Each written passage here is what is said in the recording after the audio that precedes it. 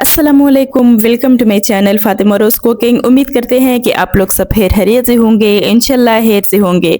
तो आज मैं बनाने जा रही हूँ करेला गोश्त के। करेला गोश्त किस तरीके से बन जाते हैं, बहुत आसानी से बन जाती हैं, इसमें मुश्किल काम ही नहीं।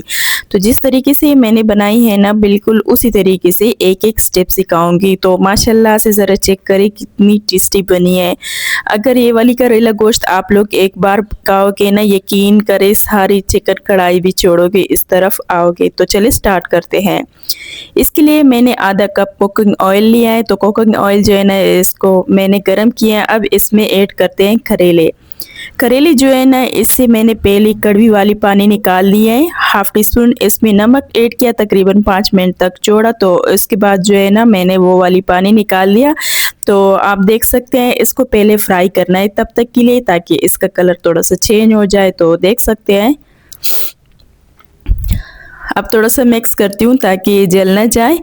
तो देख सकती हैं। अच्छा, फ्लेम को इसी टाइम बिल्कुल आराम से लगाना, अगर तेज़ लगाओगी तो ये जल भी सकती हैं। तो इसके बाद जो है ना, इसमें टमाटर ऐड करती हूँ।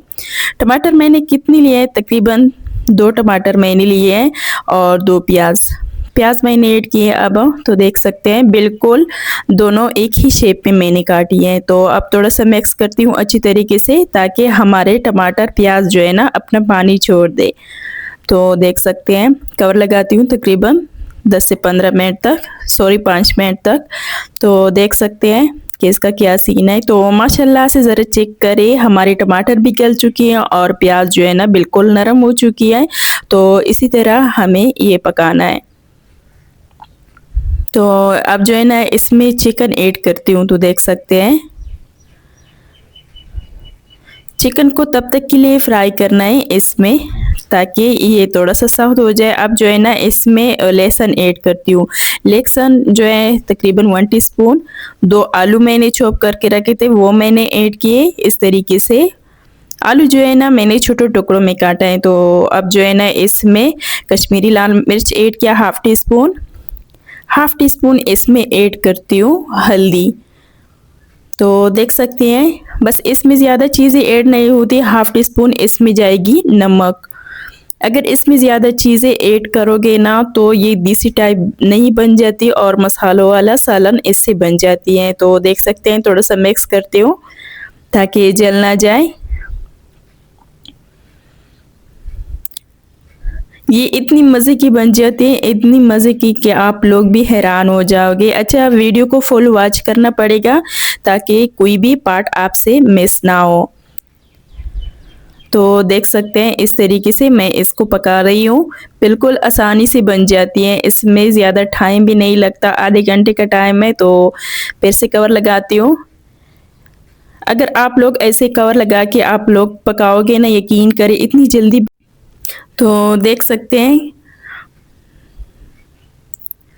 अब इसी में थोड़ा सा टाइम में है, जब ये थोड़ा सा पक जाए ना, तो फिर इसके बाद मैं आपको दिखाऊंगी कि इसका क्या सीन है। अभी जो है ना, इसमें थोड़ा सा टाइम है।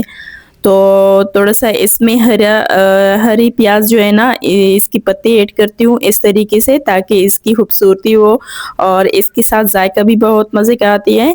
तो देख सकते हैं, इस तरीके से मैं इसको मिक्स करती हूँ। तो देख सकते हैं, अगर आपके साथ हरा धनिया है, या मतलब इसमें हरी मिर्चों का जो है ना इस्तेमाल नहीं होती, ना भी लाल मिर्चों का, कोई भी मिर्च इसमें नहीं चलेगा। सिर्फ खूबसूरती करने के लिए मैंने इसमें ग्रीन प्याज वाला, यानी सब्ज प्याज वाला जो पत्ते हैं ना, वो मैंने ऐड किए खूबसूरती करने के लिए, क्योंकि ये पहले से कड़वी होती है। इसलिए मैं आपको दिखाती हूँ कि इसका क्या सीन है। तो माशाल्लाह से ज़रा चेक करें, हमारे करेले इतनी टेस्टी बनी है, इतनी टेस्टी बनी है कि आप लोग भी हैरान हो जाओगे।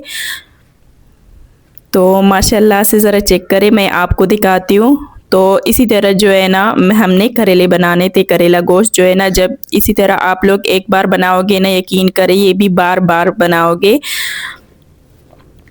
तो अगर आप लोग हमारी वीडियो किस कंट्री से देख रही हो ना, तो प्लीज़ लाइक सब्सक्राइब करना ना भूलिए, और एक प्यारे से कमेंट का इंतज़ार है मुझे। तो चले आज के लिए अल्लाह हाफिज़, कल तक मिलते हैं नेक्स्ट वीडियो की तरफ। तब तक के लिए अपना बहुत सारा ख्याल रखिए।